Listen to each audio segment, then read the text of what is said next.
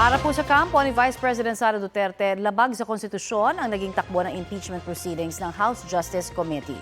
At makakapanayan po natin si Attorney Michael Powa, ang legal counsel ni Vice President Sara Duterte. Magandang umaga at welcome po sa Balitang Hali. Hi, Ma'am Connie. Mas magandang tanghali rin po sa ating mga kababayan. May pagkakataon na ho ba tayo, Attorney, na makausap po at makamusta si VP Sara sa kung ano ho ang naging reaksyon niya kaya sa naging takbo po ng pagdinig sa Kamara? Sa ngayon po, no, sa totoo lang, hindi pa natin napag-uusapan yan. Although may mga text exchanges kami, pero hindi naman namin napag-usapan yung hapon. Sabi nga ng defense team, hindi naman namin ikinagulat na rin talaga yung naging resulta ng botohan pagdating sa determination of probable cause. Okay, naniniwala ho ang inyong kampo na labag sa konstitusyon na naging takbo po ng impeachment proceedings. Ano ho ang detalye ng basihan po ninyo dyan? Well, basically, yun po yung laman ng ating petisyon, no, sa Supreme Court, kung saan sinasabi nga natin na medyo lumampas na sa saklaw talaga ng Committee on Justice yung mga pangyayari.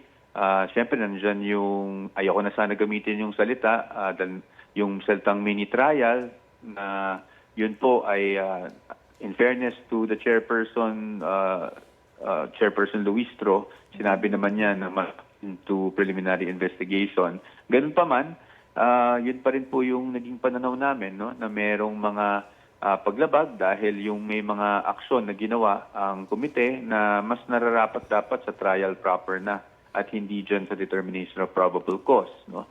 And syempre, second, nakita naman natin na ang parati nating sinasabi ay yung mga complaint o impeachment complaints na inihain laban sa Vice Presidente, wala namang naka-attach na mga ebidensya to support sa mga aligasyon nila. At itong mga alleged pieces of evidence ay kinuha lang, no? After makapag-file na kami ng answer, after mag-waive ang mga complainants ng kanilang karapatan para mag-file ng reply, ginamit yung processes ng ng komite para makalap itong mga ebidensya na to. So ang sa atin dapat yung complainants, yung meron talagang ebidensya at basihan bago sila naghahain ng reklamo. Hindi yung after the fact, maghahanap na lang tayo ng ebidensya at in the hopes that something incriminating will come up. Just to clarify, ang ibig sabihin po niyan, dumulog na ho kayo muli sa Supreme Court? Hindi na po. Meron na po kaming petisyon doon. So hindi na natin kailangan dumulog ulit sa Supreme Court. Nagawa na naman po natin yan, no, nung nagsisimula pa lang itong committee hearings. Yun na po yun. Yun na po yun. Okay. At sabi kanina ho ni Committee Chairperson Jervil Luistro, sa panayam po ng unang balita, kahit anay atakihin nyo ang constitutionality ng mga pagdinig, hanggat walang utos ang korte ay gagawin po nila ang kanilang tungkulin. Reaksyon lang po ninyo tungkol dyan. Tama naman po siya. Tama naman po siya. I agree. No? Unless magkaroon ng TRO, kasi po ako, no, I don't want to blur the lines of legality dahil lang or ibang posisyon namin sa posisyon niya. Tama naman po yun, hanggat walang TRO, meron naman po silang karapatan ipagpatuloy ang kanilang ginagawa. Pagdating naman po sa plenaryo, sa tingin po ba ninyo ay maaabot yung botong 1/3 para ma-impeach po si VP?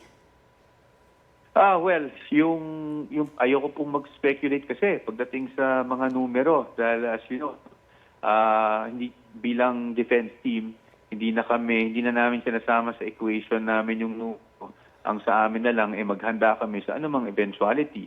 Siyempre, tayo pa rin ay umaas na ma-appreciate ng mga miyembro ng Kamara, meaning ang ating mga kagalang-galang na mambabatas, ma-appreciate din nila ang aming mga constitutional objections sa nangyari at kung paano nakalap itong mga so-called pieces of evidence. Pero ganun pa man, kung talagang magkaroon ng 1/3 or even more than that at may akyat ito sa Senado, handaan din naman po tayo. Yun naman ang pinaghahandaan natin kung talagang magkaroon ng impeachment trial.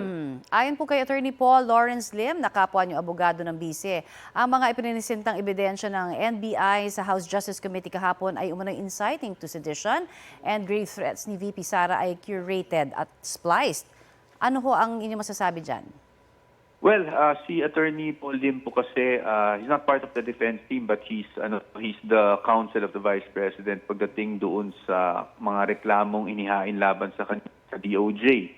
No, so I think his statement, I would just leave his statements and won't comment on that. Okay. Of course, we share the same position in terms of Yung dapat kasi pag nagpapakita tayo ng mga videos, no, dapat ay napakita rin sa taong bayan yung buong konteksto at hindi yung mga piling parts lamang. Ganun pa man, these are things that we will confront and probably encounter, no, kung sakali man talagang magkaroon ng paglilitis sa Senado. Opo, at kung may trial na nga ho, dadalo ho kaya ang bise? Is it mandated? It will depend on the proceedings po, no? Kung kinakailangan na nandun ng vice-presidente, definitely dadalawang vice-presidente. But as you know, and as we've seen in other impeachment trials, di naman po kinakailangan na every trial day nandun yung vice-presidente. Kung kinakailangan lang po, no, na nandun siya. Alright, marami po salamat sa inyo pong oras na ibinahagi sa amin sa Balitang Hali, Attorney. Maraming salamat po, Ma'am Connie. At so ulitin po, thank you po for the opportunity para naman maihayag namin yung posisyon ng defense. Salamat po. Salamat din po, Attorney Michael Poa, ang legal counsel ni Vice President Sara Duterte.